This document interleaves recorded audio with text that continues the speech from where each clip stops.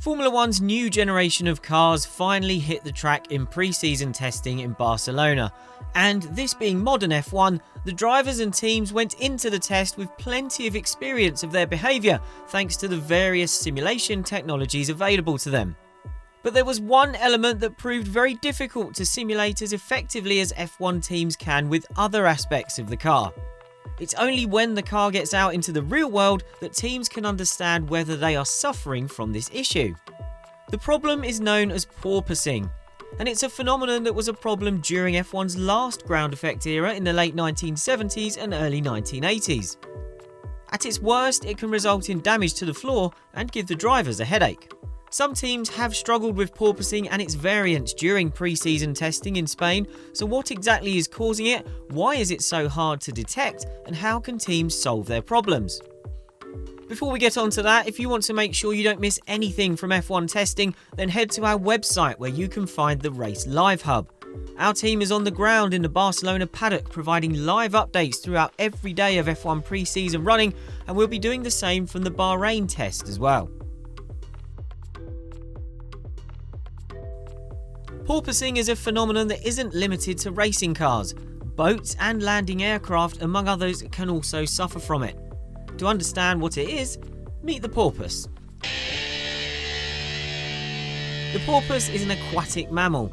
We won't concern ourselves with the precise taxonomy of porpoises. This is, after all, a motorsport, not a biology channel, but they are ostensibly similar to dolphins, but less heralded. Porpoising describes the wave motion of porpoises as they skip in and out of the water. So what has that got to do with an F1 car? These 2022 cars are ground effect machines. That means they achieve much of their downforce through the ground effect tunnels in the underfloor. These use the Venturi effect to compress and expand airflow to increase its speed and create a low pressure area. And that works fine when the car is in a steady state. But as the car builds speed, the underfloor works harder and the car compresses. Add to the equation some bumps that might increase the compression at the rear, and you run the risk of triggering porpoising. If the rear end becomes too compressed, there's not enough space for the airflow under the floor and the whole thing stalls. As a result, the rear end of the car then rises. The front end then follows before the underfloor airflow gets back to normal and starts to drop again. Repeat and you have the up and down wave of a jumping porpoise.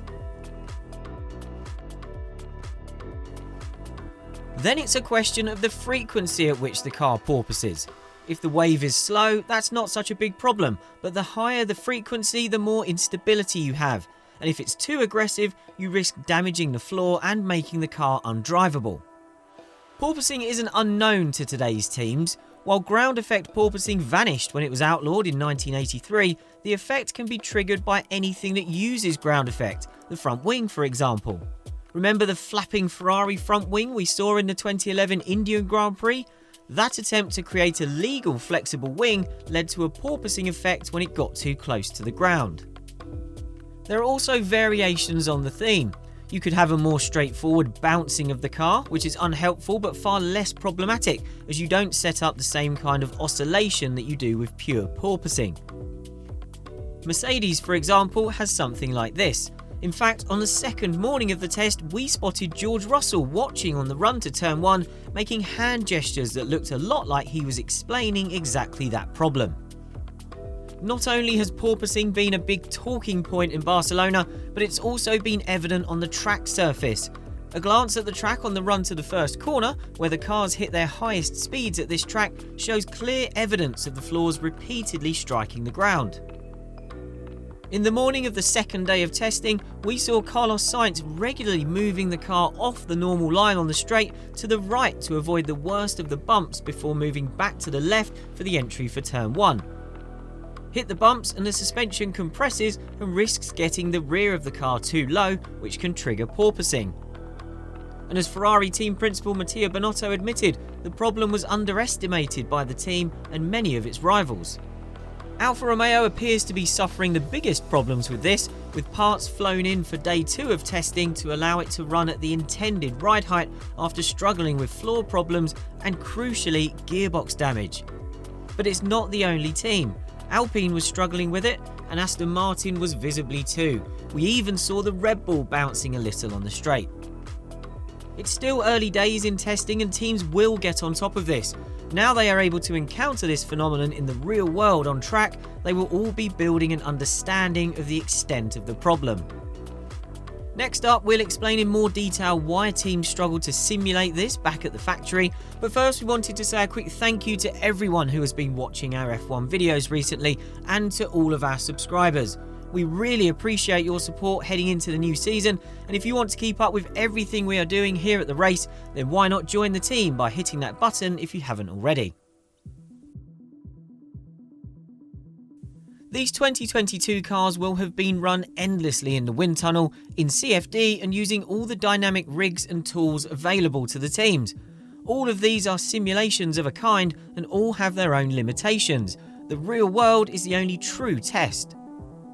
The wind tunnel remains the most robust and accurate simulation tool available to the teams, but in these state-of-the-art, finely tuned facilities, you cannot run the car in a way that allows the floor to hit the belt. The belts are usually steel or Kevlar with a textured surface that are precisely engineered, and as AlphaTauri technical director Jody Eggington points out, you cannot gouge the belt.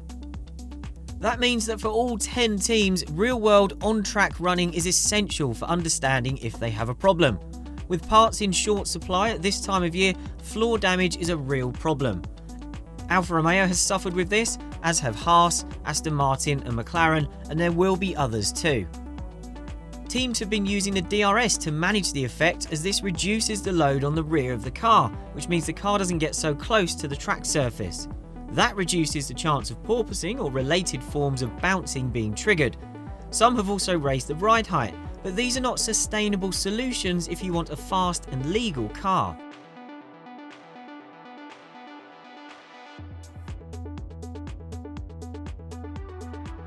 First and foremost, you have to understand what is causing the car to porpoise. While the effect and the broad cause is well understood, to tackle the problem requires a detailed grasp not of the symptoms, but the origin of the problem, and this could lie in many different parts of the car.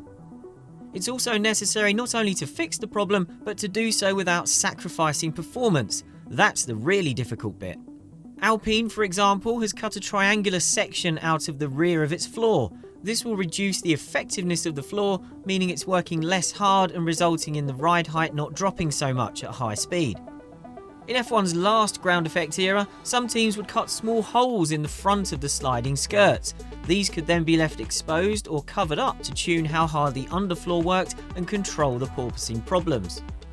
But the floors are designed in the way they are for a good reason, and ideally teams will want the cars to work as intended and to get as much load from them as possible without having to hack holes in them. After all, doing so costs you downforce and means the part isn't working as you intended it. It will cost you performance in the corners, but it's a decent enough stopgap while teams work to find a better solution. The other potential solutions lie in better control of the mechanical platform to prevent the car getting so low in compression that an aerodynamic stall big enough to trigger porpoising occurs, or teams could make modifications to the floor shape itself. This is one of the reasons why the floor will be one of the big development battlegrounds in F1 in 2022.